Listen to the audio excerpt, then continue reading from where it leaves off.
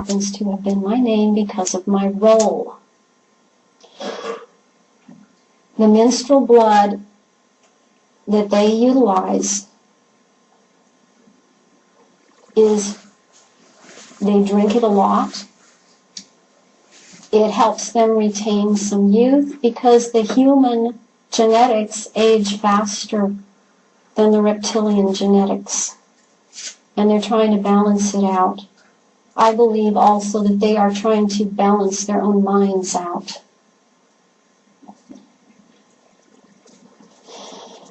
When I brought down the old ones, they were put in a little circle. That's where I directed them. And this circle was marked off with the points of north, south, east, and west. If you were going to do something like this, you would be bringing them down from a certain area. It might be from the north. That's going to bring down a certain type of energy, or the west, or the south. These are the cardinal points. These are what you bring down. There are specific tones that create vibrations that these energies, entities respond to. And there are certain words that have to be said. And this is what they respond to, and they are so ferocious. Their presence is overwhelming, and they would love nothing more than to get loose here, and that was my role, to keep that from happening, that these energies would be loosed upon the group that was there. They were afraid of them, and these things had to be controlled. And that is what I did. That was my role. And I sent them back again. Sometimes an entity would be brought down to go into someone's body, because there really is a possession going on. And you can call it possession of a demon, you can call it possession of a discarnate entity, possession by a reptilian. That does happen. And the person that hosts it will cease to exist. That essence will be dissolved at some point.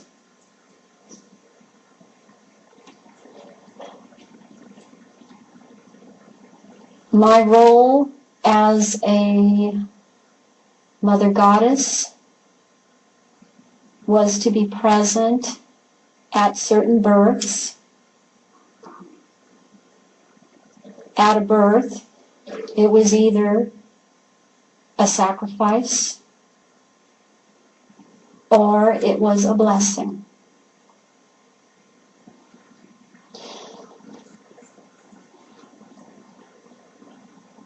A mother goddess, her lifeline, or the number of years that she is supposed to exist in service of the Illuminati, is 52 years of age. They have a short lifespan. When they are 39 years old,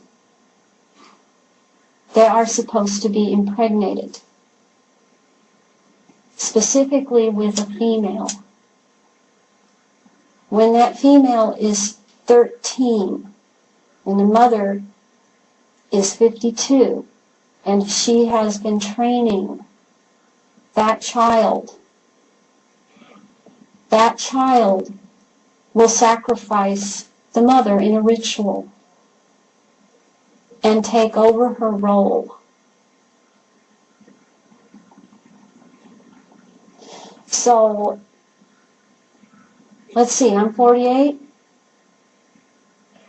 but I don't have a child to take over, because they did do that to me when I was 39.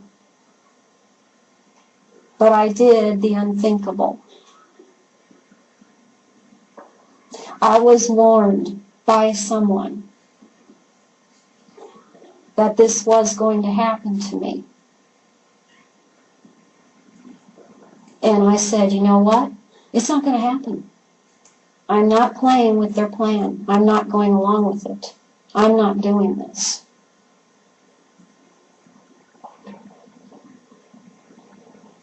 And I'm still standing here today on the other side of that line, and I am talking about it.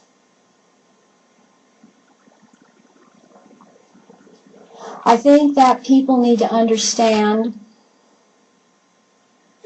how hard it is for someone who is trying to get out of this. And so I would like to talk about that, because I had a hard time getting out of this.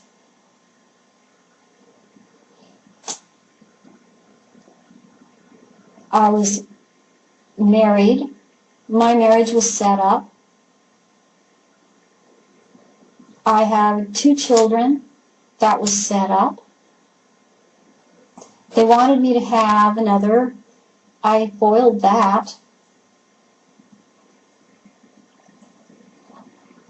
I've basically been a problem. But that's my purpose. I started having some severe flashbacks when I was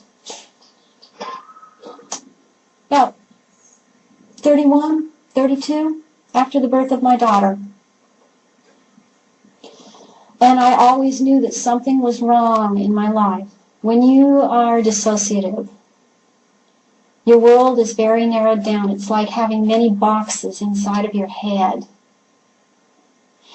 And you're only in one box at a time. And when you're in that box, you only know about that box. And then you're in another box, and it's like nothing else exists.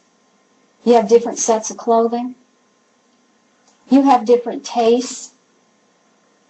You like different people, and some people you hate that the other part didn't hate. You have different experiences that you can't remember. Or it seems like a dream, because there is some leakage of one dissociated state to another at times. So my world was very narrowed down. But I always knew something was wrong. I was very depressed at times. I was moody. I did things I didn't know why I was doing them. There were big gaps in my memory, but I took it for granted. I thought everyone was like that. I thought everyone had nightmares. I thought everyone had just severe depressions where they wanted to die. I thought everybody did little things to hurt themselves when they didn't feel good and to make it all go away. I thought everybody never cried.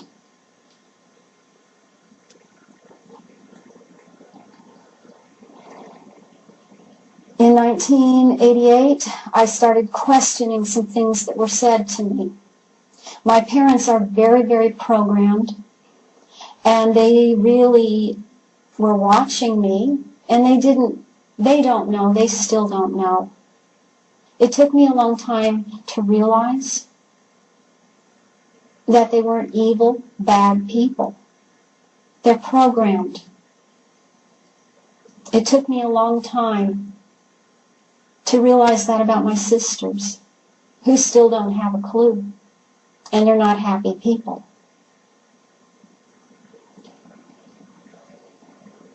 I had flashbacks of mysterious, just seeing part of a ritual, and I think, what is that? I had flashbacks of men in gray coats around me. I had flashbacks of military. I had flashbacks of underground places.